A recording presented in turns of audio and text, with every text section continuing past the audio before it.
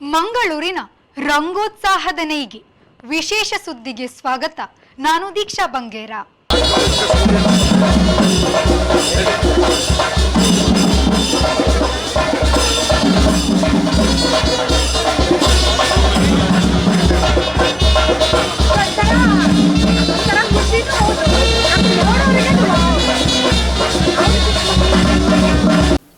ತುಂಬ ಸರಳ ರೀ, ತುಂಬ ಸರಳ. ರಾತ್ರಿಗಳು ಹಗಲಾಗುವುದು, ತುಂಬ ಸರಳ. ರಾತ್ರಿಗಳು ಹಗಲಾಗುವುದು. ಸೂರ್ಯ ಪ್ರತಿನಿತ್ಯ ಮಾಡುತ್ತಾನೆ. ತುಂಬ ಸರಳ. ರಾತ್ರಿಗಳು ಹಗಲಾಗುವುದು, ಸೂರ್ಯ ಪ್ರತಿನಿತ್ಯ ಮಾಡುತ್ತಾನೆ. ತುಂಬ ಸರಳ. ಮಂಜನ್ನು ನೀರಾಗಿ ಕರಗಿಸಿ ಬಿಡುವುದು, ಬಿಸಿಲಿನ ಕೆಲ ಕಿರಣಗಳು ಸಾಕು. ತುಂಬ ಸರಳ. ರೆಂಬೆ ಕೊಂಬೆಗಳಲ್ಲಿ ಹೂವರಳಿಸುವುದು, ತುಂಬ ಸರಳ. ರೆಂಬೆ ಕೊಂಬೆಗಳಲ್ಲಿ ಹೂವರಳಿಸುವುದು. ಸಂತ ನೆರಳಿನ ಮಕ್ಕಳನ್ನು ಮುಟ್ಟಿದ ನೇಹ, ಮನಸ್ಸುಗಳನ್ನು ನೇಯ್ದ ರಂಗದ ತರಂಗ. ಹಳೆಯರಿವು ಹೊಸ ಚಿಗುರಿಗೆ ದಾಟು. ರಂಗಭೂಮಿಯ ಇತಿಹಾಸವನ್ನು ತೆರೆದಿಟ್ಟು ಹಳೆಯ ಕೊಂಡಿಯನ್ನು ಹೊಸದರೊಂದಿಗೆ ಬೆಸೆದು ರಂಗ ನಿರಂತರಕ್ಕೆ ಕೊಂಡಿಯಾಗಲು ಮಂಗಳೂರಿನಲ್ಲಿ ನಡೆದುದು ನಿರ್ದಿಗಂತ ರಂಗೋತ್ಸವ ನೇಹದ ನೇಯ್ಗೆ. ಪ್ರಕಾಶ್ ರಾಜ್ ಫೌಂಡೇಶನ್ನ ನೇಹದ ನೇಯ್ಗೆ ಕಾರ್ಯಕ್ರಮವು ಸಂತ ಅಲೋಷಿಯಸ್ ಕಾಲೇಜಿನಲ್ಲಿ ಆಯೋಜಿಸಿದ್ದರಿಂದ ಅಲ್ಲಿನ ಮಕ್ಕಳ ಮೇಲೆ ಈ ಕಾರ್ಯಾಗಾರವು ತೀವ್ರವಾಗಿ ಪರಿಣಾಮ ಬೀರಿತ್ತು. ಮಾರ್ಚ್ 4ನೇ ವಾರ ನಡೆದ ಈ ನೇಹ ಸಂತಸ ಅಪರಿಮಿತ ಕೊಂಡಿಗಳದ್ದು. ನೇರ ದಿಟ್ಟ ಮಾತಿನ ನಾನಾ ಪಾಟೇಕರ್ ಅವರ ಉತ್ತೇಜನದ ಮಾತುಗಳು ಶಿಬಿರಾರ್ಥಿಗಳನ್ನಲ್ಲದೆ ನೆರೆದವರನ್ನೂ ಸಹ ಯಕ್ಷ ಕಿನ್ನರ ಲೋಕಕ್ಕೆ ಕೊಂಡೊಯ್ದಿತ್ತು.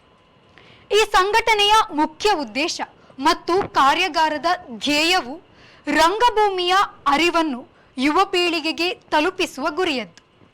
ಈ ನಿಟ್ಟಿನಲ್ಲಿ ನಿರ್ದಿಗಂತವು ವಹಿಸಿದ ಮುತುವರ್ಜಿ ಕಣ್ಣಿಗೆ ಕಟ್ಟುವಂತಿತ್ತು. ನಿರ್ದಿಗಂತವು ಮಕ್ಕಳ ರಂಗಭೂಮಿಯ ಬಗೆಗೆ ವಿಶೇಷ ಕಾಳಜಿ ಹೊಂದಿದೆ. ಅಳಿವ ಹಳೆಯ ತಲೆಮಾರಿನ ರಂಗದರಿವು ಮಕ್ಕಳನ್ನು ಮುಟ್ಟಿದರೆ ಅದು ಪರಿವರ್ತನೆಯ ಗಾಳಿಯೊಡನೆ ಮುಂದುವರಿಯುತ್ತದೆ ಎಂಬ ಧ್ಯೇಯವನ್ನು ಕಾರ್ಯಗತಗೊಳಿಸಲು ಎಲ್ಲರೂ ಇಲ್ಲಿ ಕೈ ಜೋಡಿಸಿದರು. ಮಕ್ಕಳತ್ತ ಹೆಚ್ಚಿನ ಒತ್ತು ನೀಡಲು ಪರಿಣಾಮಕಾರಿಯಾಗಿ ಇನ್ನಷ್ಟು ಕಾರ್ಯಯೋಜನೆಗಳನ್ನು ಹಮ್ಮಿಕೊಳ್ಳುವುದನ್ನು ಪ್ರಕಟಗೊಳಿಸಲಾಯಿತು. ಹಲವಾರು ಮೂಲದ ರಂಗಕರ್ಮಿಗಳ ಆಶೋತ್ತರಗಳನ್ನು ಅರಿತುಕೊಂಡು ವಿಶೇಷವಾದ ಸುಧಾರಿತ ಆಧುನಿಕ ಜನಕಲ್ಯಾಣದ ಕಜ್ಜಕ್ಕೆ ಹೆಜ್ಜೆ ಇಡಲು ಹೊರಟಿರುವ ಸೂಚನೆ ಸ್ಪಷ್ಟವಿದೆ. ಶಿಬಿರಾರ್ಥಿಗಳು ಅದನ್ನೆಲ್ಲ ಕಣ್ಣಾಗಿ ಕಿವಿಯಾಗಿ ಉತ್ಸಾಹದಿಂದ ತಮ್ಮಲ್ಲಿ ತುಂಬಿಕೊಂಡರು. ನಾಟಕದ ಬಗೆಗೆ ಬರೀ ಮಾತಲ್ಲ, ಪ್ರದರ್ಶನವೂ ಇತ್ತು.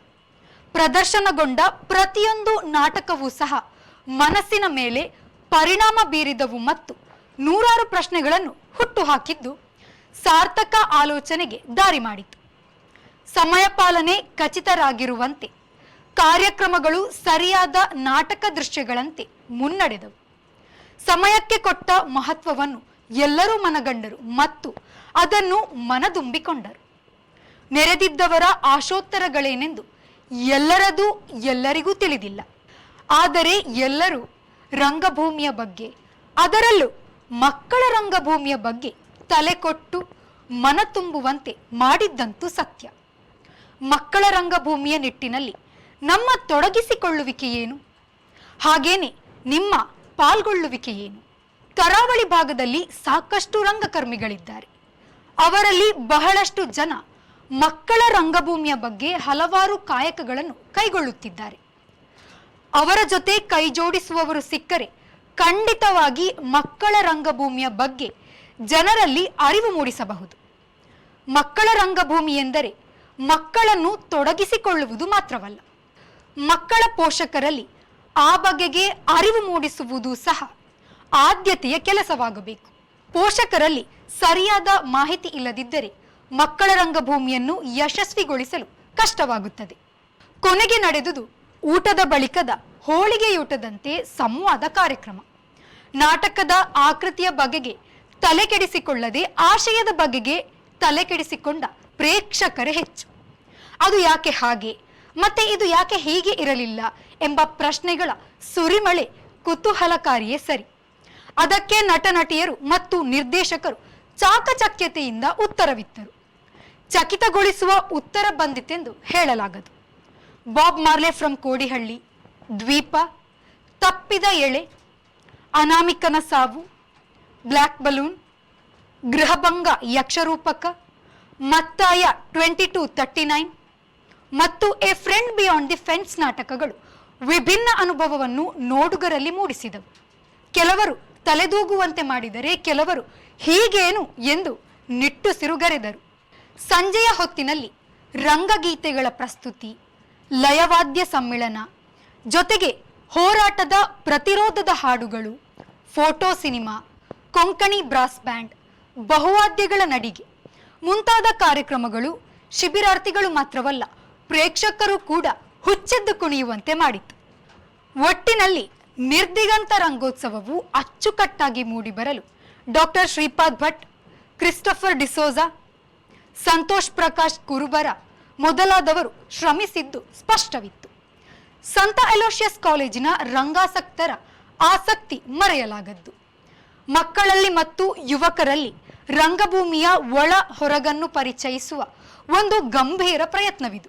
ಗದಗದ ಪ್ರವೀಣ್ ನಟರಂಗದಲ್ಲಿ ಒಂದು ಇಂಥ ರಂಗ ಕಾರ್ಯಾಗಾರ ನಡೆಸಲು ಯೋಜಿಸಿದ್ದು. ಅದಕ್ಕೆ ಸ್ಥಳದಲ್ಲೇ ಸಾಕಷ್ಟು ಉತ್ಸಾಹದ ಪ್ರತಿಕ್ರಿಯೆಗಳು ಬಂದವು ಎಂದರು. ಒಟ್ಟಿನಲ್ಲಿ 6 ದಿನಗಳ ರಂಗೋತ್ಸವವು 3ಕ್ಕಿಳಿಯದೆ 7-8 ಹತ್ತಿ ನಿಂತಿತು. ಶಕೀಲ್ ಅಹ್ಮದ್, ಅಮಿತ್ ಜೆ ರೆಡ್ಡಿ, ಅಚ್ಯುತ್ ಕುಮಾರ್, ಶಶಿಧರ ಅಡಪ, ಐಕೆ ಬೋಳುವಾರು, ಉದಯ್ ಗಾಂವ್ಕರ್, ಹೇಮಂತ್ ರಾವ್, ಮನ್ಸೂರೆ, ಸುಮನಾ ಕಿತ್ತೂರು, ಈರೇಗೌಡ, ಅಭಯ ಸಿಂಹ, ಶಶಾಂಕ್ ಸೌಗಾಲ್, ಎಚ್.ಎಸ್. ಶಿವಪ್ರಕಾಶ್, ಸವಿತಾ ರಾಣಿ, ಕೃಪಾಕರ್ ಸೇನಾನಿ, ಕೆ ರಾಮಯ್ಯ, ಕೆ.ವೈ. ನಾರಾಯಣಸ್ವಾಮಿ, ಸುಧಾ ಆಡುಕಳ, ಅಭಿಲಾಷ ಹಂದೆ ಅಲ್ಲದೆ ಕರಾವಳಿ ಭಾಗದ ರಂಗಕರ್ಮಿಗಳು ಪಾಲ್ಗೊಂಡು ರಂಗೋತ್ಸಾಹವನ್ನು ಎಲ್ಲೆಡೆ ಪಸರಿಸಿದರು. ರಂಗಕಲೆ ಎನ್ನುವುದು ಹೋರಾಟದ ಅಂಗಭಾಗವೂ ಹೌದು. ಮನೋರಂಜನೆಯ ಉದ್ದೇಶವನ್ನು ತಿಳುವಳಿಕೆಗೆ, ಸಾಮಾಜಿಕ ಸಾಮರಸ್ಯಕ್ಕೆ ಬಳಸುವ ಪ್ರಯತ್ನ ಕೂಡ ಯಶಸ್ವಿಯಾಗಿ ನೇಹದಲ್ಲಿ ನೇಯ್ದುಕೊಂಡು ಬಂದುದು ಭವಿಷ್ಯದ ತಾರಾ ಬೆಳಕನ್ನು ಮತ್ತಷ್ಟು ಪ್ರಕಾಶಿಸುವ ಎಲ್ಲ ಹೊಳಹುಗಳನ್ನು ತೆರೆದಿಟ್ಟಿದೆ. ಇದು ಈ ಹೊತ್ತಿನ ಸುದ್ದಿ. ನಿರಂತರ ಸುದ್ದಿ ಮತ್ತು ಮನೋರಂಜನೆಗಾಗಿ V4 ನ್ಯೂಸ್ನ ಫೇಸ್ಬುಕ್ ಪೇಜ್ ಫಾಲೋ ಮಾಡಿ ಹಾಗೂ ಯೂಟ್ಯೂಬ್ ಚಾನಲ್ ಸಬ್ಸ್ಕ್ರೈಬ್ ಮಾಡಿ.